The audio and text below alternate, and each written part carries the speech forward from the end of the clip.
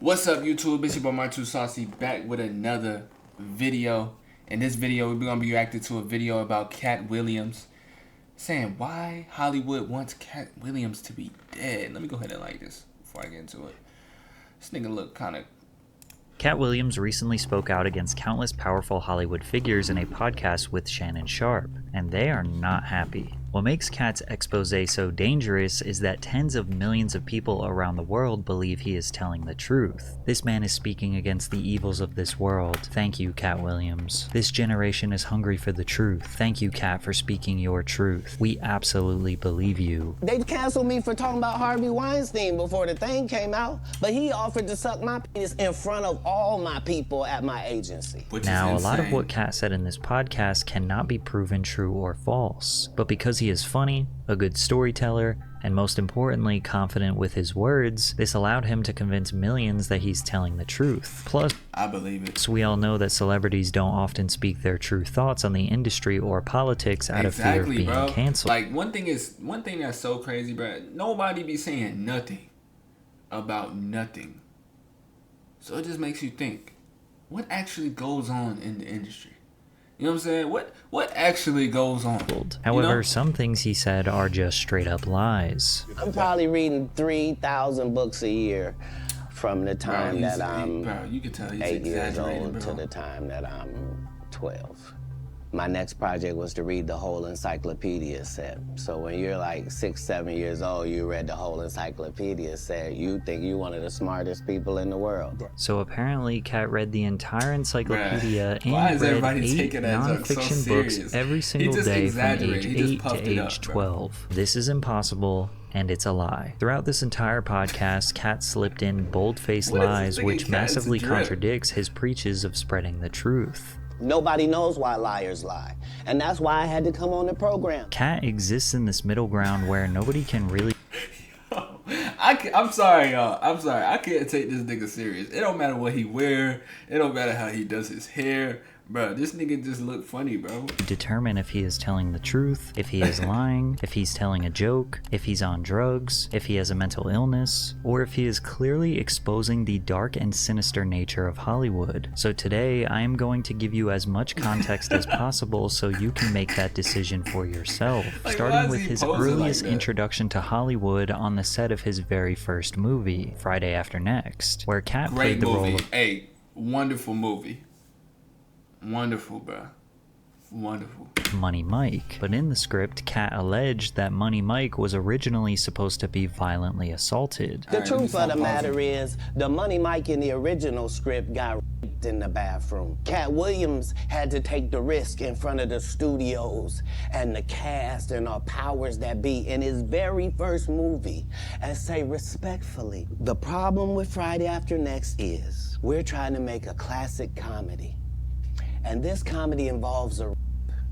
And rape is never funny, no matter who it happens to or what the circumstances are. Very true. If you would allow me to allow us to do this movie without a black man getting raped in it, I promise you that it will be twice as funny. Ice Cube, who wrote, produced, and acted in the film, denied these allegations. Second thing I want to clear up, I would never shoot a scene in a movie, especially like Friday, where I believe that you actually see this happening on camera. But honestly, that ain't my bro, style. If you check out any of my movies, they not raunchy. But it's because... Look, bro, it's always gonna be two different perspectives, and you know, you don't know what's true and what's not, man. So you just gotta take it with a grain of salt, like what they be saying. Because Cat said things like this throughout his interview caused fans to cast doubt on anyone who denied his claims. These people are not powerful. Satan can't create anything. That includes blessings for his people. You know what the #1 job of somebody that sold their soul in Hollywood is? What? Is to act like it didn't happen. They all do the same job. Cat believes he has a more legitimate and honorable legacy than the other comedians he has been associated with throughout his career. These men, Cat says, have formed a gang in Hollywood that actively steal and or blackball young entertainers' careers, which drives them into madness. For 30 years, they're a group. These aren't three random guys. The way that Ricky Smiley kept appearing at all of my auditions is because of Steven said he would tell anybody that, listen, they got a gang on that side. They know what it is. They know who the gang is. All of these dudes are co-entwined and they share secrets, and this is the age of truth, and the truth doesn't need to be scared of the fact that people tell lies. Cat only mentions 3 of these group members by name: Steve Harvey, Cedric the Entertainer, and Ricky Smiley. But you will notice throughout the video he makes bold accusations about many other massive stars like Kevin Hart and Martin Lawrence. Are they also a part of the gang? Well, that's up for you to decide. If you sign up for their program, you get a light-skinned, weird-faced wife that never do an interview. Yo, why is, bro, the only reason why I laughed is because why is all their faces weird? Like, they all light-skinned and they all got weird faces. Except for Michael Blackson, girl. I think Michael Blackson, I don't know, bro. He got the good batch.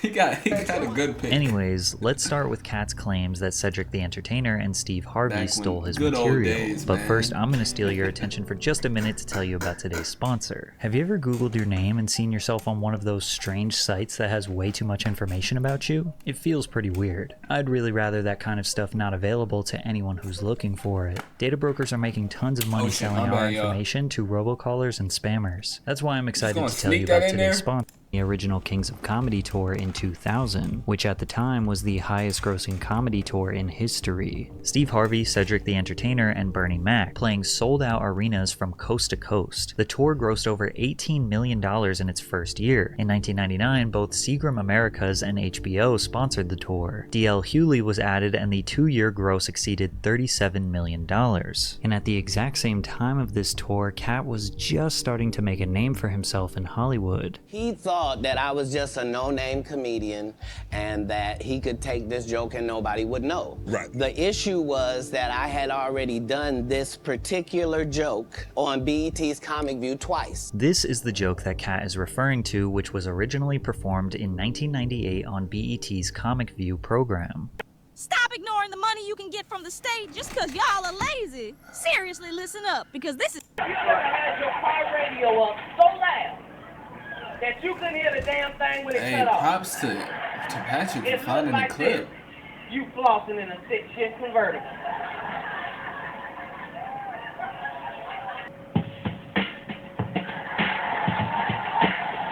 Using physical comedy, Cat mimics someone trying to assess why their car just broke down while the music is blasting. The alleged theft came from Cedric the Entertainer 2 years later on the original Kings of Comedy tour, which was in 2000. The premise of Cedric's joke was that white people are obsessed with the moon and space. He says black people are not, but if they gotta go to space, then they would drive the spaceship like this. We drive a space shuttle like it's a 72 deuce and a quarter. Nigga, we get us a cigarette, nigga, we be in a space shuttle, nigga, like it's a 72 deuce, nigga, we get us.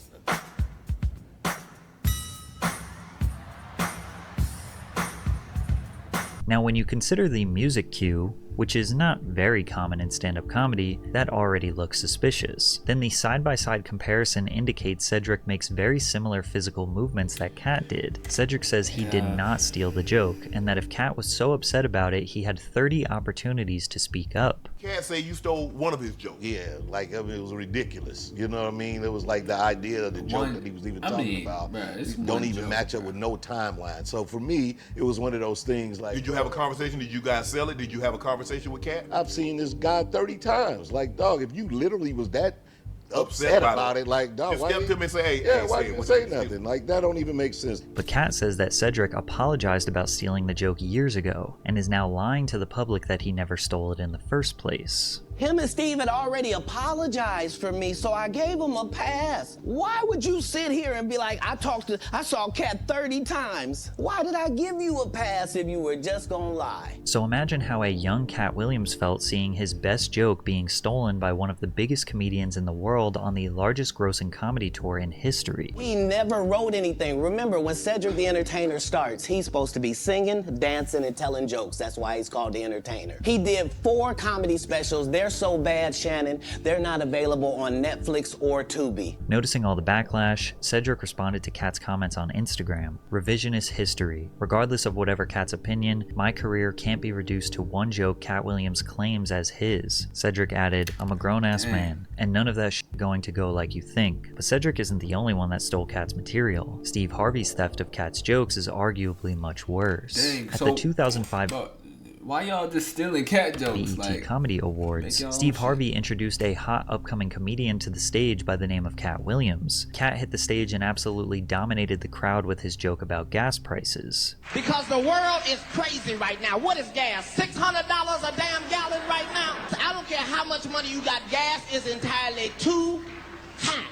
Used to be, if you put $15 in your tank, you had time to bond with your vehicle. You had time to put the nozzle in and set the clicker and look through your car and clean off the dashboard. Then Steve Harvey did a joke about gas prices 3 years later in his comedy special, Still Trippin'. Gas $4 a gallon.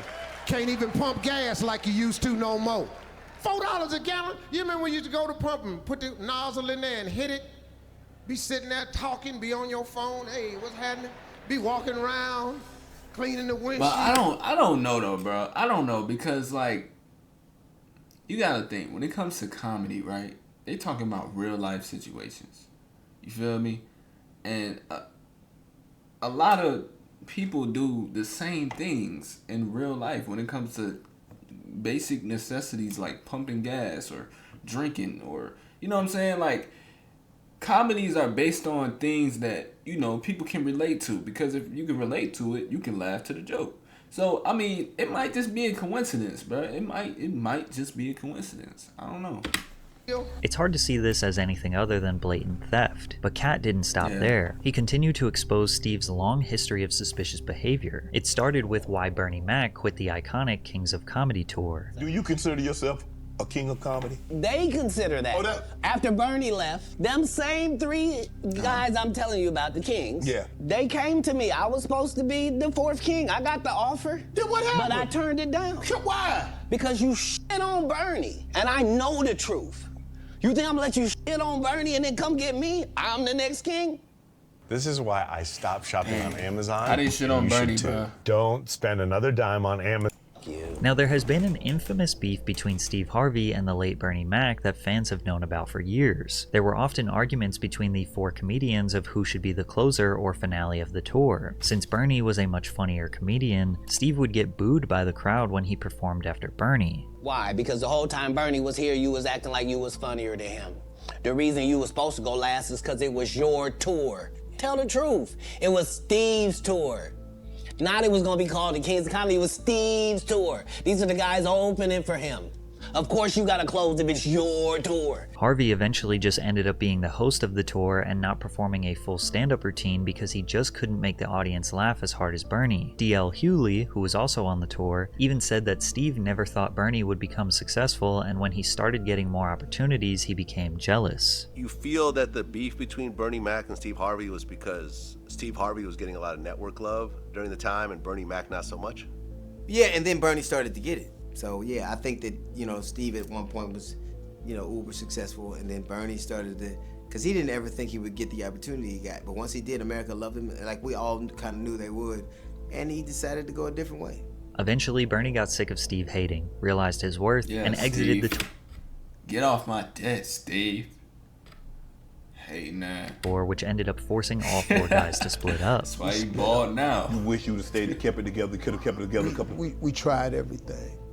But, you know, dudes felt like they was movie stars. I never saw myself as a movie star. Steve basically claims that Bernie went Hollywood and acted too good for the guys, and Cat didn't like that. Imagine him coming to tell you another story where he got so big and it was Bernie and them's fault because they wanted to be movie stars. What? You called Ocean 11 to get that nigga's part. What do you mean you didn't want to be a movie star? Allegedly, Steve even called the producers for the heist comedy film Ocean's 11 to steal the role of Frank Catton from Bernie Mac. Ocean's 11 featured a star-studded cast, including George Clooney, Matt Damon, Brad Pitt, Julia Roberts, and Casey Affleck, among others. The film became a huge critical and commercial success, earning over $450 million at the worldwide box office. Having a substantial role in a film of this magnitude helped the rising trajectory of Bernie Mac's career. An infamous GQ article from 2003 released when Bernie Mac himself claimed that Steve was jealous of him from the very beginning. Overall, Cat is obviously upset about Steve stealing material. I believe that though, bro. I believe that. If you getting booed on stage, you know what I'm saying, for not being as funny, and you gotta adjust who goes, you know what I'm saying, who goes first, you gotta adjust who goes last, cause you don't wanna, you know what I'm saying? Of course he was jealous. Of course he was jealous, bro. But ironically, he was more upset that Harvey tried to lie and claim that Bernie went Hollywood on the Kings of Comedy, when in reality, Steve was so jealous of his success that Bernie couldn't take it anymore and quit. And now that he gone, you gonna act like he wanted to be a movie star. I know Steve was jealous, bro. You stop it. That man was funnier than all of y'all, and y'all thought y'all had one over on him. The king is the funniest. Period. Every time. And that's why no audience member was ever swayed.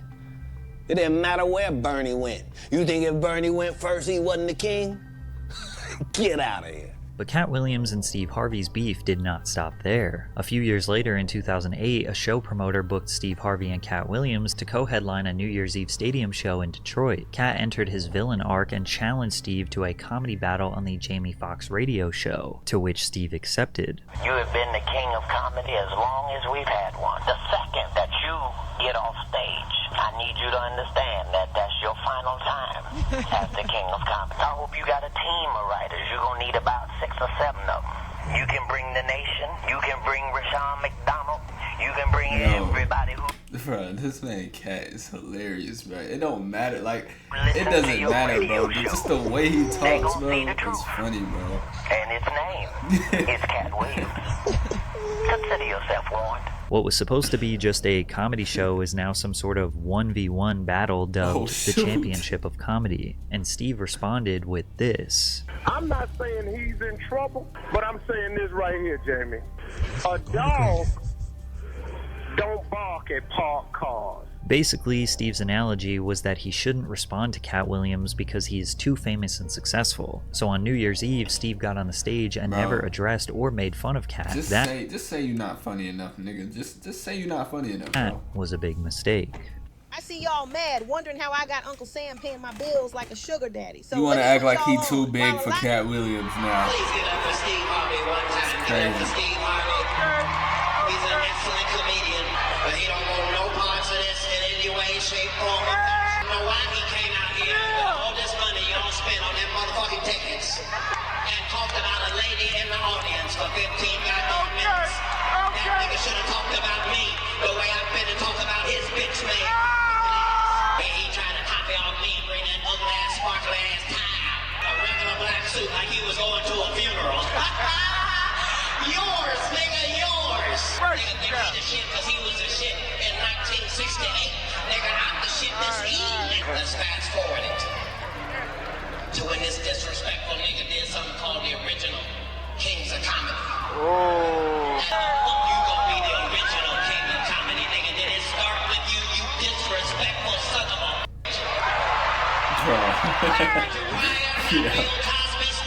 You know what's funny, bro? He's really mad right now, bro. He just letting his anger out in the most funniest way possible, bro.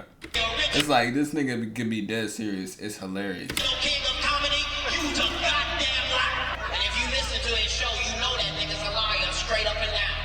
Gotta start off January 1st trying to find his hairpiece and his career, because I come to put that motherfucker on the ground. Cat absolutely embarrassed Steve. He claims this was the end of Harvey's career. Steve told you that he stopped doing stand-up because he had 7 TV shows. The only problem is when he stopped stand-up, he didn't have those 7 TV shows. He stopped stand-up because he got in a comedy battle called the Championship of Stand-Up Comedy with one Cat Williams in Detroit in front of 10,000 people and lost because Cat Williams said he was actually bald and that was a wig. And I went in and that's why he couldn't do stand-up anymore.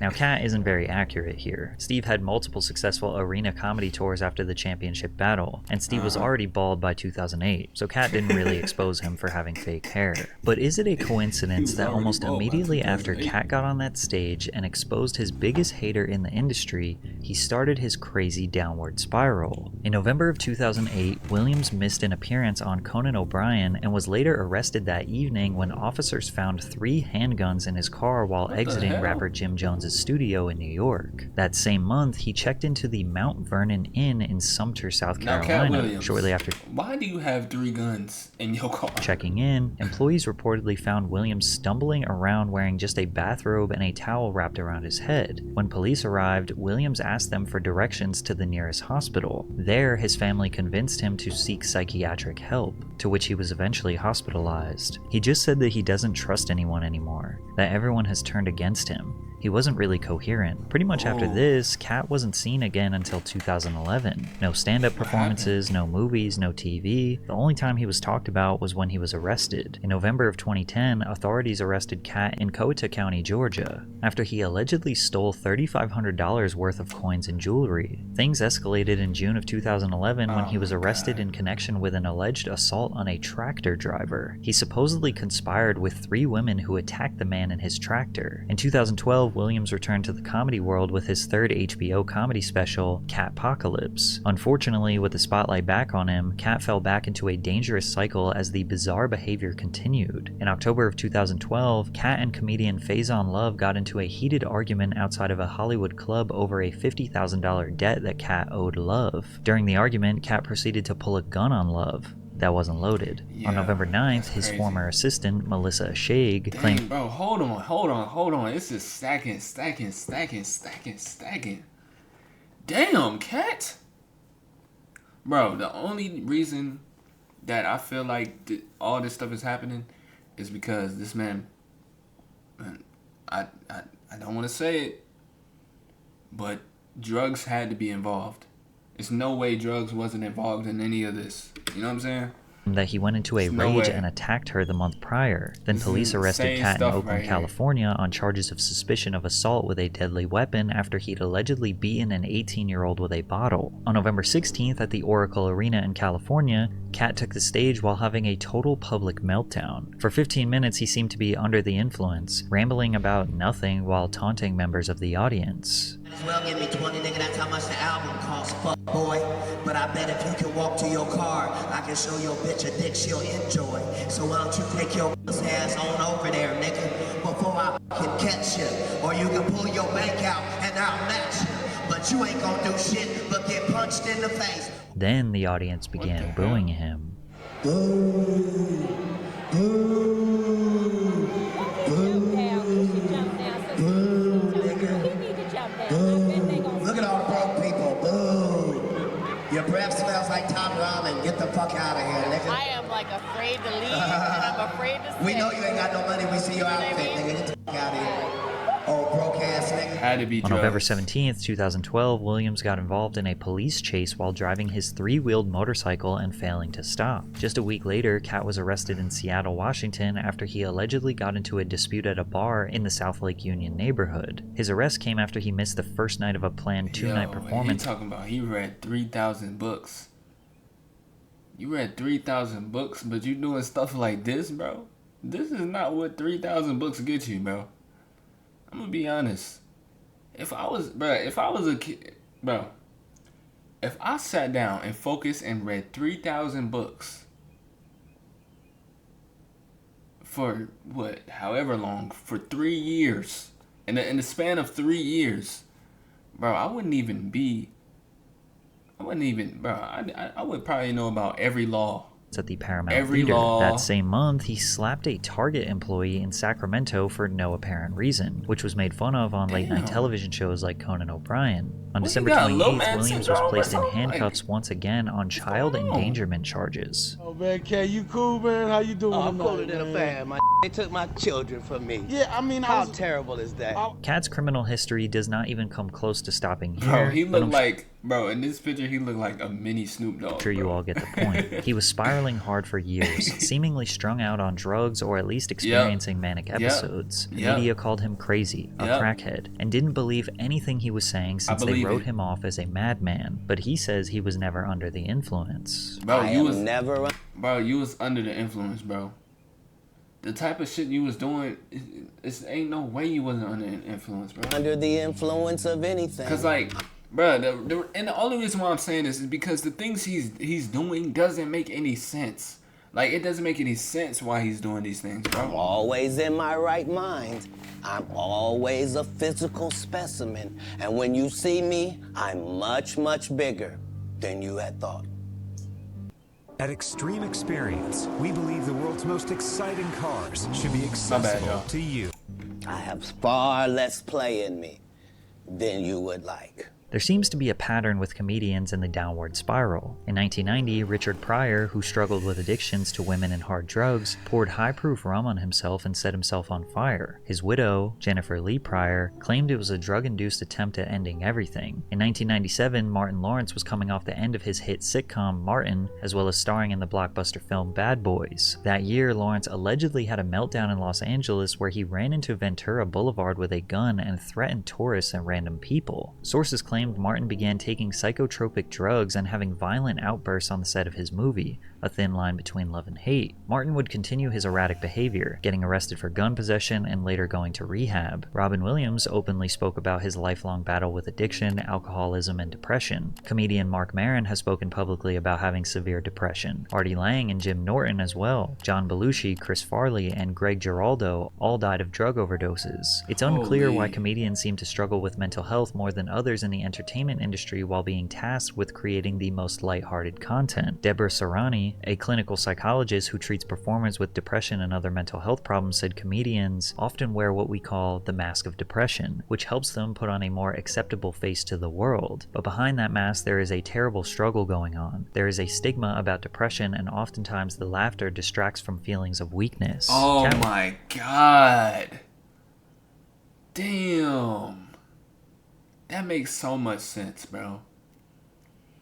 Damn, bro. Williams has had an extremely rough life, starting with being homeless and alone at age 13. Combine that with the chaotic lifestyle of a comedian, constantly being on the road, late nights, irregular sleeping and eating schedules, the pressure to constantly deliver funny and engaging performances, as well as regularly dealing with hecklers and sometimes unresponsive audiences who make the job mentally taxing. And on top of all of that, add the potentially evil Hollywood gang that Cat says is actively trying to get him to compromise his morals, but when he refuses, they blackball him and run smear campaigns to call him crazy. That is a recipe that would make any man go mad. So the question is, was Cat trying to escape an evil industry, or was he actually a drug-induced madman? Martin tried to put me in my first dress.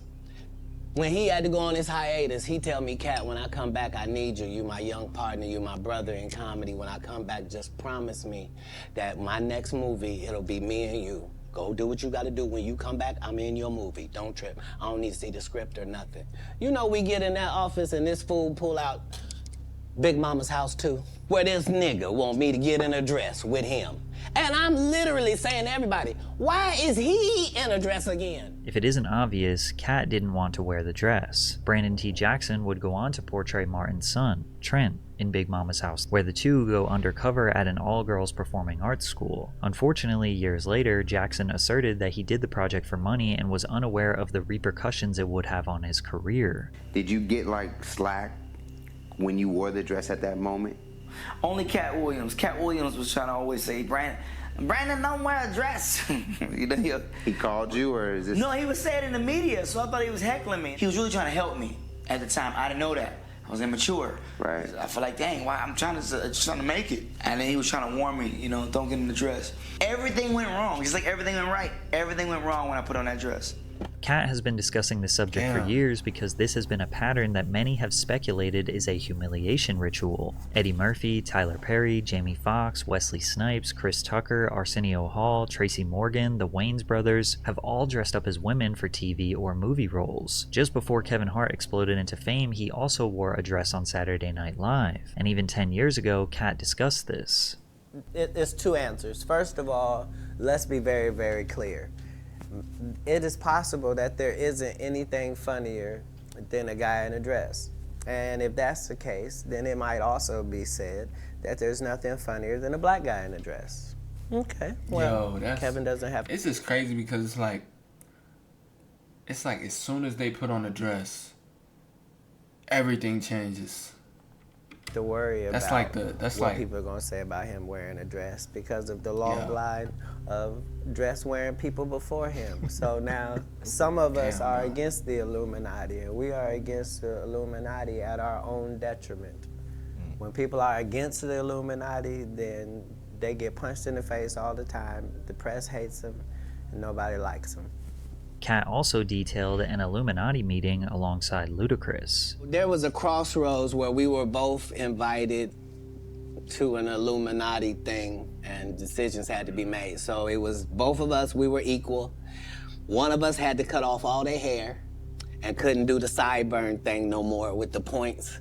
And the next person, they said, was going to get $200 million because they were going to pay him $10 million a movie to do 20 movies.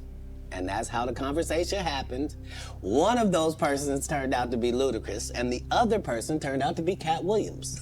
It's really hard to back up any of Kat's claims, and even if the stipulation of getting a $200 million deal is that you have to shave your head and sideburns, that seems like an extremely small compromise. And there are no indications that Ludacris ever sold his soul. I mean, he will tell you, he responded to Kat with a rap song. Never been Illuminati, only Illuminati, and I only left with when coming from any party. Afro with the sideburns, yeah, that's my signature. Addictions on the rise, comedians check your temperature. Perhaps the most overlooked comment during the interview was Kat's take on Kanye West. I suspect that we're pretty awful people if we say that somebody got a mental illness and then we watch what they do.